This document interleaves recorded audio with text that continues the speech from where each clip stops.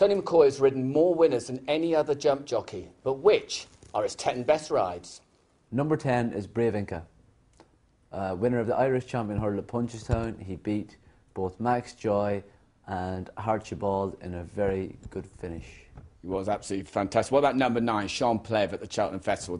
There's no bad winner at the festival. No, he was a horse that had his first run over fences only a few weeks beforehand.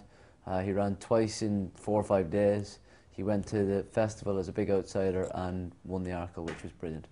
I tell you, horse number 8, Dino's Beaner in the long walk. Now, you've had so many battles with this horse, but what a little lad he was, unbelievable. Yeah, great character, one that you always had to coach and cajole to try and get the best out of him.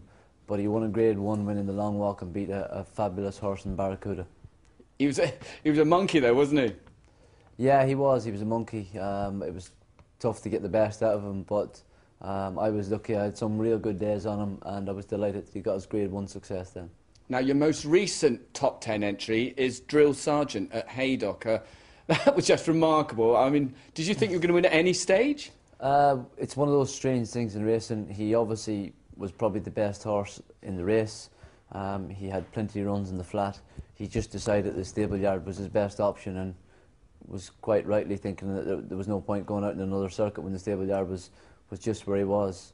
He decided to stop, and it was just a case of letting him find his own feet and letting him do his own thing, and luckily he took off again whenever the others passed him. But when you ride that sort of horse, do you honestly think they're going to win? I mean, do you just keep... You know, you just gotta play it by ear and see what happens, and obviously he had more than enough ability to get back and beat those type of horses. It was just one of those strange things in racing, but luckily he made me look good on the day too. Well, another horse that made you look very good, and I know this gave you a lot of pleasure, was horse number 6. It's Hennessy in the Bet365 at Sandown. Yeah, for lots of reasons. Obviously, one of my best friends, Carl Llewellyn, trained him. It was, you know, it's the last big jump race of the season. A lot of the way through the race, he never looked like he was going to win, and luckily he just ground it out in the end. And as I said, it was great to ride a big winner for one of my best friends. I mean, normally you're very professional. You come in, we just about get a smile at you in the winner's enclosure, but you were loving that. I remember it distinctly. Yeah, I was, and I said it was mainly for those reasons. Carl had a tough time that season, and as I said, to end it with the last big winner of the season, riding it for him was one of my most favourite winners. Horse number 5, this is an extraordinary race. It's always on Question of Sport, Family Business at Southwell. Yeah, well, the fascinating thing was that he was actually favourite before the race started, Luke, and what everyone kind of luckily forgot was that I actually fell off him in the first place. He kind of stumbled at the second last with the circuit to go, and I fell out the side door. Luckily there wasn't that many runners, and at the time I can distinctly remember that none of them were jumping that well, so I just had it in the back of my mind that there was, you know, there might be the slight possibility that none might complete. So luckily it worked out for me in the end, and it's one of those, you know, it's one of those very strange races. Back to the Cheltenham Festival again for horse number 4, and I just remember what an epic finish. Edric John Byrne, the Queen Mother Champion Chase. Yeah, do you know, of all the races that I ever wanted to win, the Queen Mother Champion Chase was always the one that I wanted to win. I think it's the real speed test for fast, good 2-mile jumpers, and from a jockey it's the most thrilling race to ride in, and he was unbelievably brave to beat Derek Rutan. To win a race like that, a short head, was an amazing feeling. I remember coming down, watching you coming downhill. I don't think I've ever seen horses go so fast over fences. Yeah, he was a very, very accurate horse on good ground. He was a very fast jumper, and probably why he was able to win a champion chase was through his slick, spending no time in the air style of jumping. Now, he was a very brave horse. Let's move on to the top 3 now, and Pridwell at Aintree. I mean, to say he's a character would be doing him an injustice, but a very good horse on his day. Yeah, he was. Obviously, he was a horse that Martin had claimed out of a claimer, I think, and had got him to progress all the way through. I think he had refused over fences. He definitely had his own ideas about the game. But at Aintree in the Martel hurdle, he beat, you know, probably the best hurdler of my time, in Istabrack in his peak. Obviously the ground was pretty heavy and it was 2.5 miles, so you know that was probably against him a little bit. But to beat Esterbrak in his peak, and to get a horse to win a race like that through both coaxing him and cajoling him, and I suppose a little bit of brute force in the end, is probably what made him win. Opened up to people though that you're not one-dimensional. You don't have to drive horse home. There's a lot of finesse there as well.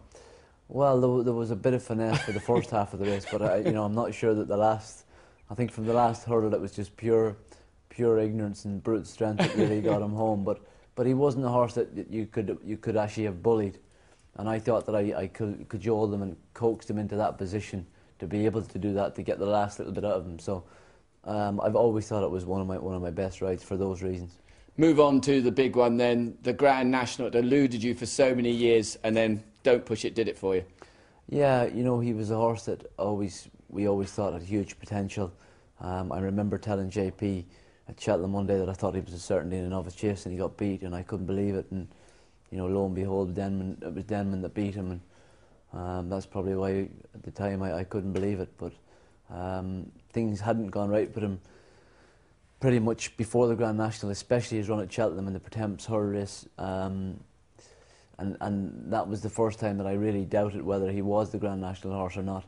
But luckily my trainer, John O'Neill, stuck me on him, and as they say, the rest is history. Funny enough, the race itself was relatively straightforward for a Grand National, wasn't it? Yeah, it was. I think nowadays you need a horse with a little bit of class. You look at the previous winners, even the likes of Mon, who won it the year before, was third in this year's Gold Cup.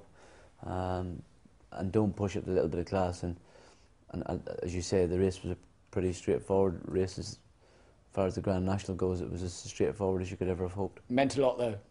Yeah, it meant everything, because if you have had 14 previous attempts at trying to win something, and it being the Grand National, to finally have won it, just makes it just makes my career, if you like. Yeah. And move on to the big one, Which the Lineman at Cheltenham in 2009. Leicester Pig at Royal Academy was previously the most extraordinary race I'd ever seen, but Which the Lineman, I couldn't believe it. Yeah, it was amazing, look, but I actually feel a little bit guilty, because I think the horse never got the credit that the horse deserved. He had a great will to win. He was obviously he was as genuine as any horse that I've ever ridden, because all the way through the stages of that race at Cheltenham, he felt like he was going too fast. Therefore, it was getting his jumping a little bit.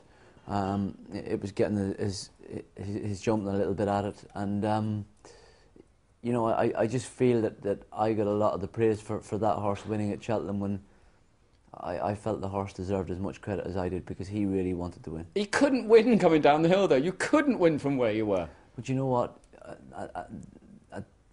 Through that race at Cheltenham, he never really looked like winning, but I genuinely thought when he turned to come down the hill that he was going to win. And as I said, it was when you watch races like that, they're always fascinating to watch, when you see a horse coming from that far back that hasn't ever looked like winning and finally getting up. But I feel a little bit guilty about the credit that I got for the horse winning, and that I've always felt the horse never got enough credit. He's probably my favourite horse of all time.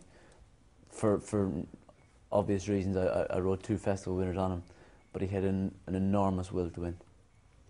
Bingo.